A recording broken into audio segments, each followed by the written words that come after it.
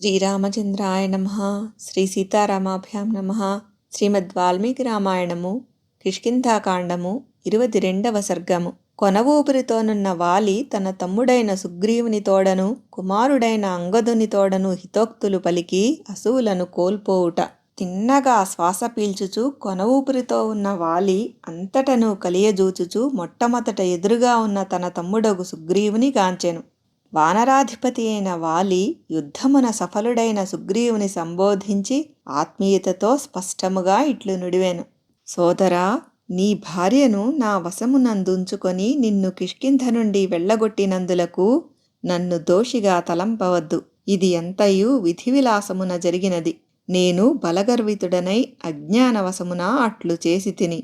అన్నదమ్ములమైన మనము కలసిమెలసి హాయిగా జీవించడి యోగమును దైవము మన నొసట వ్రాయలేదు. కనుక పరస్పరము సోదర ప్రేమతో మసలుకొనవలసిన మనము అందులకు విరుద్ధముగా ప్రవర్తించితిమి. నేను ఇంకొక్క క్షణములో ఈ తనువును చాలించి పరలోకమునకు వెళ్ళుచున్నట్లు ఎరుంగుము. కావున ఇప్పుడు ఈ వానర రాజ్యమును నీవు స్వీకరింపుము. నాయనా సుగ్రీవా, నా ఈ సమస్త సంపదలను రాజ్యమును కడకు నా ప్రాణములను సైతము ఈ క్షణమునందే త్యజించి వెళ్ళుచున్నాను. వాలి యుద్ధమున అజేయుడు, ఎంతటి వీరునకును లొంగెడివాడు కాడు అని నాకు గల కీర్తి నేటితో అంతరించినది. ఓ వీరుడా, ఈ అవసాన దశలో నేను నుడువుచున్న ఈ మాటలను ఆలకింపుము. రాజ్యమును పాలించుట మిక్కిలి క్లిష్టమైనదే. అయినప్పటికీ అందులకు నీవు సమర్థుడవు కనుక వెంటనే పట్టాభిషిక్తుడవు కమ్ము. తమ్ముడా, ఇదిగో కన్నీరు మున్నీరుగా ఏడ్చుచూ నేలపై పడియున్న ఈ అంగద కుమారుని చూడుము. ఇతడు నాకు ప్రాణముల కంటే మిన్నయైనవాడు. సుఖములలో పుట్టి పెరిగినవాడు. మాయామర్మములిరుగని పసివాడు. బుద్ధిమంతుడు. హాయిగా జీవింపవలసినవాడు. కనుక వీనిని నీ సొంత కుమారునిగా చూచుకొనుము. తండ్రి లేని ఈ చిన్నారికి ఏ లోపమును రానీయకుండా అన్ని విధములుగా సర్వసమర్థునిగా వెంపుము. నా కుమారుగా వీనికి వస్త్రాభరణాదులను అన్నింటినీ నీవే సమకూర్పవలయను. శత్రుబాధలు లేకుండా చూడవలసిన వాడవు నీవే. ఇతనికి ఎట్టి భయము లేకుండా అండగా నిలువుము. నాయనా సుగ్రీవా, ఈ తారాకుమారుడు మిగుల తేజస్వి, నీవలే పరాక్రమశాలి. రాక్షసాది శత్రువులను వధించునప్పుడు నీకు కుడిభుజముగా ఉండగలడు. ఈ అంగదుడు మిక్కిలి బలశాలి, చురుకుతనము గలవాడు, యువకుడు. రణరంగమున విక్రమించి తన స్థాయికి తగినట్లు సాహసముతో పోరాడగలడు. సుగ్రీవా, నా ధర్మపత్నియగు ఈ తార సుషేణుని కూతురు. ఈమె ఎంతయో సూక్ష్మబుద్ధి గలది, అర్థ విశ్లేషణమునందు చతురురాలు. రాబో ఆపదలను పసిగట్టగలదు. సకల విషయములయందును సమర్థురాలు. ఇట్లు చేయుట యుక్తమో అని తార ఏ కార్యమును గూర్చి చెప్పినను దానిని నిస్సంశయముగా చేయవచ్చును. ఆమె చెప్పినదేదియు మరొక రీతిగా కాదు. తమ్ముడా, శ్రీరాముని కార్యమును అనగా ఆదేశమును ఎట్టి సంకోచము లేకుండా చేయుము. అట్లు చేయనిచో అది అధర్మమగును. ఆయన మనస్సును నొప్పించినచో నిన్ను శిక్షింపక మానడు. సుగ్రీవా, ఇదిగో ఈ దివ్యమైన బంగారు మాలను నా బొందిలో ప్రాణములు ఉండగానే ధరింపుము. లేనిచో నేను మృతి చెందిన మరుక్షణమే ఈ మాలయందున్న అజేయ శక్తి ప్రభావము మాయమగును.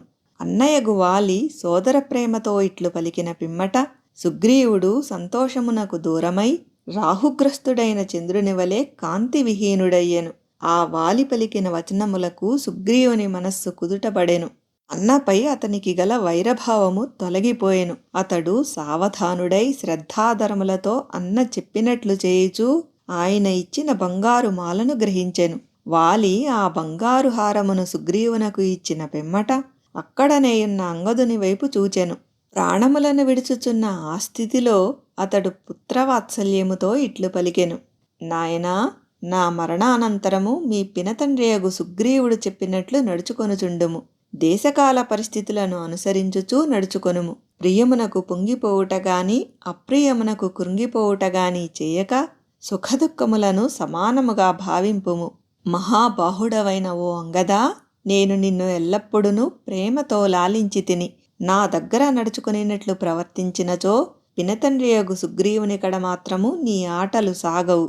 శత్రువులను అదుపు చేయగలవాడా, సుగ్రీవుని శత్రువులను గాని వారి మిత్రులను గాని కలియవద్దు. నీవు నిగ్రహము కలిగి రాజునకు ప్రయోజనమును కూర్చు పనులనే ఆచరింపుము. సంతతము ఆయన యొక్క అదుపు ఆజ్ఞలలోనే ఉండుము. నీవు సుగ్రీవునికడ మిక్కిలి చనువుతో ప్రవర్తింపకుము. అట్లని ఆయనకు అతి దూరముగా ఉండకుము. ఈ రెండునూ దోషములే కనుక ఈ రెండింటికిని మధ్య మార్గమున నడుచుకొనుము. ఇట్లు పలికిన పిమ్మట బాణము గుర్చుకొనుట వలన కలిగిన బాధకు అతని కన్నులు తిరగసాగెను. భయంకరములైన అతని దంతములు బయటికి వచ్చెను.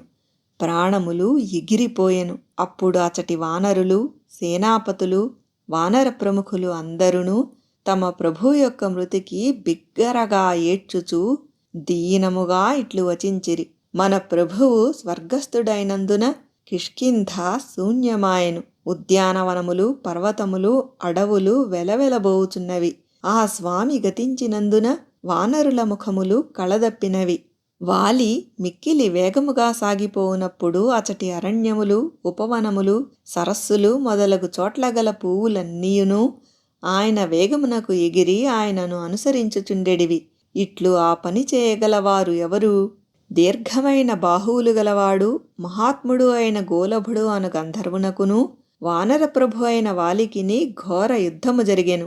ఆ సమరము 15 సంవత్సరముల కాలము రాత్రింబవళ్ళు నిర్విరామముగా కొనసాగెను. 16వ సంవత్సరమున వాలి చేతిలో గోలభుడు హతుడయ్యెను.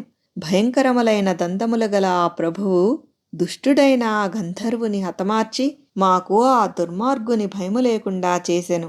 అట్టి మహాబలశాలి అయిన వాలి ఇప్పుడు ఇతరుల చేత ఎట్లు హతుడయ్యెను. దట్టమైన అడవిలో ఒక సింహము వలన గోనాథుడు మరణించినప్పుడు ఆ గోపతితో కలిసి మసలడి ఆవులు దుఃఖించినట్లు వానరులకు ప్రభువు వీరుడు అయిన వాలి సింహపరాక్రముడైన శ్రీరాముని చేత నిహతుడు కాగా అచటి వానరులందరూ క్షోభతో మిగుల కృంగిపోయిరి. తన పతి మరణించిన కారణముగా తార దుఃఖ సముద్రములో మునిగిపోయెను. చచ్చిపడియున్న భర్త ముఖమును చూచి ఆమె ఆయనను కౌగలించుకొని నరికివేయబడిన చెట్టును అల్లుకొనియున్న తీగవలే నేలపై పడిపోయెను. వాల్మీకి మహర్షి విరచితమై ఆదికావ్యమైన శ్రీమద్ రామాయణమునందలి కిష్కింధాకాండమునందు ఇది 22వ సర్గము.